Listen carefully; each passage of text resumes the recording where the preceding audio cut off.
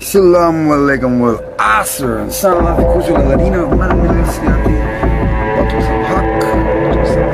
Challenge accepted, sir. Give me just one good quality about a Prophet Muhammad. Well, I'll give you three. He was a leader of the people, a leader of the church, and a leader on the battlefield, which made him qualified as the #1 leader of all time. That's a statistic, by the way. Two, shall we? Why not? Let's go for a roll of them if we can. Things that, good qualities of the Prophet Muhammad. He was the kindest man that ever walked this planet. His neighbor used to throw trash in his yard, and the one day that he didn't, the Prophet went next door to check with him to see that the man was okay. And when his wife was blown away, "Why are you here? My husband hates you." The man was the kindest man ever walked the earth. Somebody walked into his masjid and urinated on the wall. The Sahabas were ready to kill him. The Prophet stopped them, told them, "Let the men finish." He had patience of a saint, like none has ever been displayed before. Wisdom. A'udhu billah, high wisdom. Oh, here's a good one. The day that they decided to clean the Kaaba, right, all the tribes of the Quraysh were arguing over who should place the black stone back into the Kaaba. So what did they do? They went to Al-Mumin. That's what his name was then, Al-Mumin. You know what that means? Al-Amana, my bad. Al-Amana means the truthful one, right? And they said, Al-Amana, how do we solve this conundrum?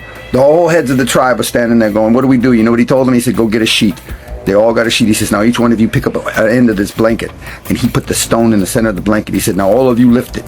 They all lifted it. He said, now all of you carry it to where it goes. And they all carried it to where it goes, and he pushed it into place and solved the argument right then and there. He was a wisdom beyond his years. His trading skills earned him such renown in Arabia that the one female in all of Mecca that had any status or any kind of recognition, for that matter, because females weren't considered property in the days of when he was born early on.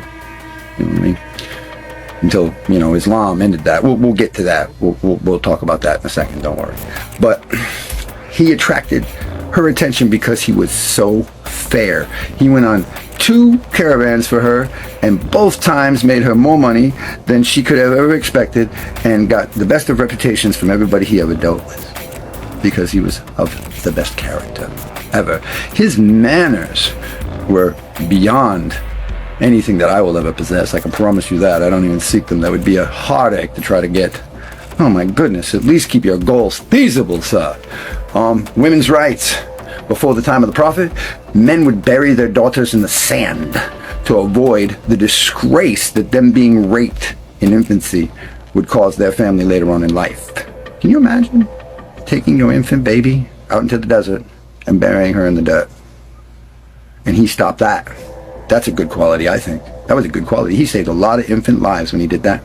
He told all of humanity that there is no man better than another, except by piety. You know what piety is, sir? That's reverence for God, sir. That's respect for your Creator.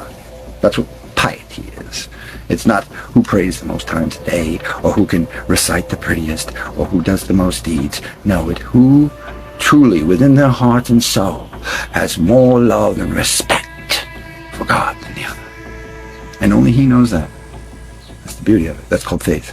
Oh, he brought one of them to Arabia. Yeah, he's inspired 2 billion people to follow him into a better way of life. I was a lost junkie before somebody put the Quran in my hand. Do you know that? Yeah, like I literally used to sell probably 15 to 14 ounces of cocaine a day and shoot between, 50 to 60 grand worth of drugs a week, trying to kill myself. And you know what? I almost succeeded several times. And it was because Allah was saving me for this that I never did. Imagine that. Yeah, that's the only reason why I didn't die as a junkie. So I could be a Muslim. Alhamdulillah. Oh, there's one good quality. He brought the principle of submission as being the #1 quality of all Abrahamic faiths. Oh yeah, that's a good quality. Submission. Yeah, he taught that better than anybody else. You know what he said it was? He said it was like the date palm. The sands of Arabia could kick up a storm that would tear down every building in sight. And what would the date palm do? It would lay down and prostrate to the God that sent the sandstorm. And then when the sandstorms were done, it would stand back upright. Oh, what else did he do? Oh, good Lord. Well, he freed, I don't know how many hundreds of thousands of slaves. You know that? Yeah, he was the guy that ended slavery in Arabia. He made it so that even the people who were taken as prisoners of war, do you realize that most of the conversions that people blame Islam by the sword were really his manners? Yeah, his way of treating his enemies. He was even a gentleman to those he did not like, and to those he fought that wanted his head. He was even courteous with them. You know what the cost is to earn your freedom? If you were a prisoner of war in the time of a prophet, you either had to teach a Muslim child to read, or your family could purchase your freedom, or you could swear to Islam. And in that case, that's completely upon you to do so. You want to hear something else crazy? He actually had a slave gifted to him by his wife. You know that?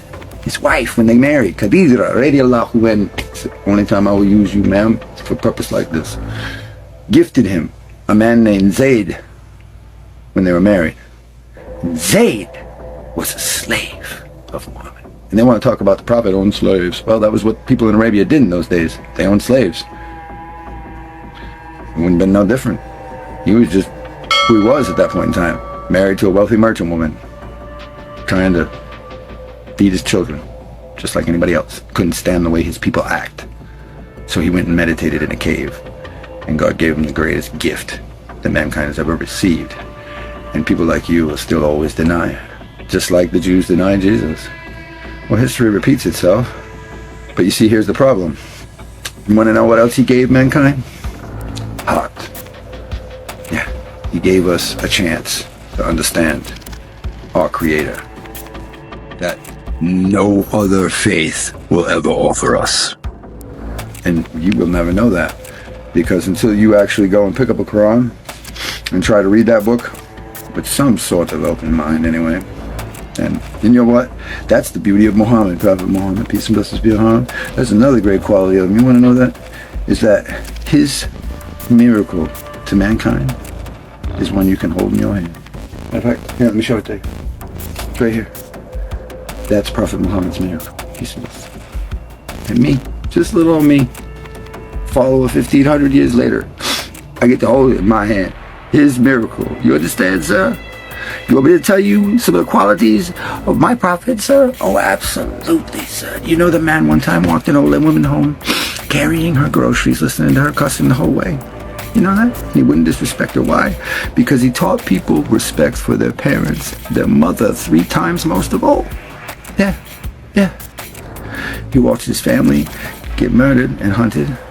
He's sacrificed and given every piece of anything he had. He made it an entire town. The angel Jibril offered to wipe a whole town off the map for him. You know what he told him? I pray that they're Muslims someday, sir. I pray that they're Muslims someday. And then you want to just come and try to ask me about one of his good qualities. Sir, I could spend 3 hours talking about that man's good qualities. But none of them would reach your ears. Because you don't possess enough quality for God to want you to hear.